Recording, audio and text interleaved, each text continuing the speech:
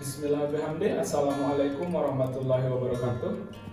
Perkenalkan, nama saya M. Nasiruddin Albani dengan NIM D1A021521.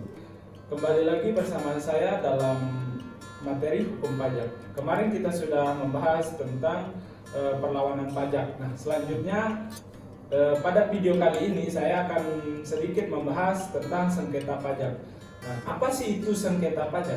Nah, sengketa pajak adalah sengketa yang timbul dalam bidang perpajakan antara wajib pajak dengan penagih pajak dengan jabatan yang berwenang mengeluarkan keputusan yang dapat diajukan banding ataupun gugatan kepada pengadilan pajak berdasarkan undang-undang perpajakan. Nah, termasuk gugatan atas pelaksanaan penagihan berdasarkan undang-undang penagihan pajak dengan surat paksaan. Oke, lanjut. Sengketa pajak menjadi hal yang kita tidak bisa mengelak karena para wajib pajak ini pasti akan mendapati yang namanya sengketa pajak. Nah, lantas bagaimana sih cara menyelesaikan sengketa pajak ini? Sebenarnya cara atau bagaimana kita menghadapi sengketa pajak ini sudah tertuang dalam Undang-Undang Nomor 14 Tahun 2002 tentang Pengadilan Pajak. Di sana pajak sebenarnya telah mengatur cara penyelesaiannya di sana. Nah, di sana ada beberapa cara ya seperti gugatan ataupun banding.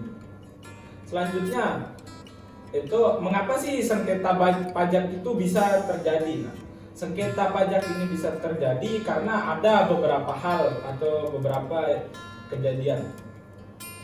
Yang pertama itu ada kebijakan yang dikeluarkan oleh Dirjen Pajak berdasarkan kewenangannya sebagai Dirjen Pajak yang diberikan oleh undang-undang.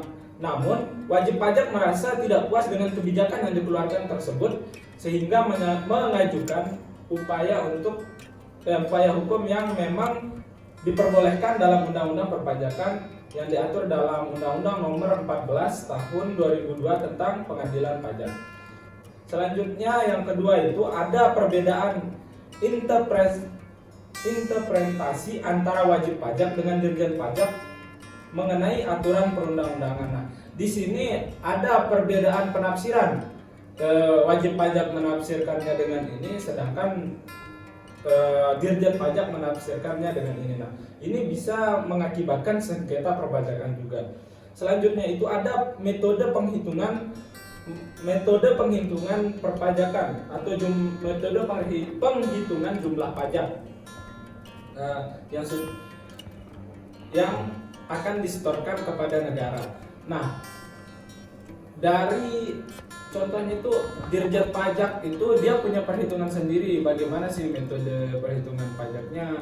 Biasanya walaupun misal saya dengan teman saya memiliki satu barang yang sama atau besarannya sama, tapi pajak yang dia keluarkan untuk negara dan saya itu berbeda. Nah, itu bisa juga menimbulkan yang namanya sengketa pajak. Nah, selanjutnya adapun yang keempat, adapun keberatan atas penetapan sanksi denda oleh pajak. Nah, wajib pajak ketika dia mengelak atau tidak mau menyetorkan pajak, nah pasti akan ada sanksi di sana dikeluarkan oleh Dirjen Pajak. Nah, biasanya sanksi ini ditolak karena mungkin sangat berat untuk para wajib pajak. Nah, selanjutnya mengakhiri tentang materi sengketa pajak ini, mungkin sedikit pesan lah untuk para wajib pajak. Para wajib pajak saya harapkan membayar pajak sesuai dengan ketentuan, tepat waktu dan lain-lainnya. Karena dalam sengketa pajak itu kita membutuhkan waktu yang lama dalam pengadilan, itu bisa 5 tahun, 10 tahun dan sebagainya. Mungkin itu saja dari saya. Mungkin ada kesalahan kata ucap yang saya sampaikan, saya mohon maaf sebesar-besarnya. Sekian dari saya. Wassalamualaikum warahmatullahi wabarakatuh.